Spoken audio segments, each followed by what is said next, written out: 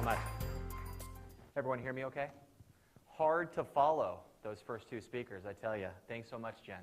Appreciate that. Eric and Pascal, very good presentations. They're going to build in, they laid the foundation of a lot of the issues we're going to speak about today. Basically, when we're talking about social influence and we're talking about social media users, you have to realize there's a couple of grounded facts, content-based, that you should be aware of. Every day, there are 700,000 content shares on Facebook alone. There's 28,000 blog posts that go live every minute. And there's about, 100,000 tweets about every minute or so. So when you have that kind of a stream, it's important to not only have incredibly high contact, but that's not enough. You have to be able to connect with the people online that will visibly and virally share that content to the widest possible targeted group. So first thing we're going to talk about is what's a power user.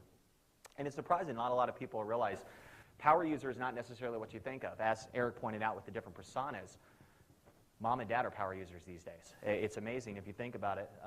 When we're talking about influence and we're talking about power users, when we start off with big brands, whether it's really the big brands we've worked with in the past or small mom and pop operations or single owner operations, we want to give them a list of questions to kind of fine tune what they're talking about with regards to influence, because it's hard to get through the noise. And one of our speakers is going to be talking in detail about follower walk later on. I believe he speaks at 2:30. Cannot say enough about this tool. Follower walk is a fantastic tool. There's plenty of Twitter analysis tools out there.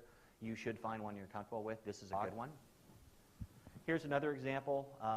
Miscellanea is a well-known editor over at Neatorama.com. It's hard to get content on Neatorama. They like to discover their own content, so to speak. So we target them occasionally with tweets. And this is an example of where we target them with a client piece, and they specifically put it on the front page, and we got about 35,000 unique visitors in 24 hours. Now, it's okay to artificially be viral. One of the ways to do that is using collaborative social sharing. Pascal mentioned that in his presentation.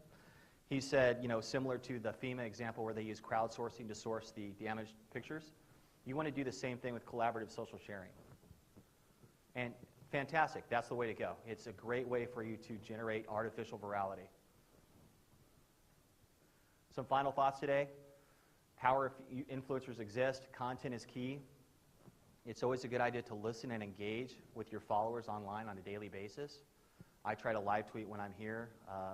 I also try to, again, meet as many of you as I can, add you to a social networks, and then provide you guidance if you have any questions. So that's about all I have today. Feel free to connect with me here, and let's do a couple questions real quick.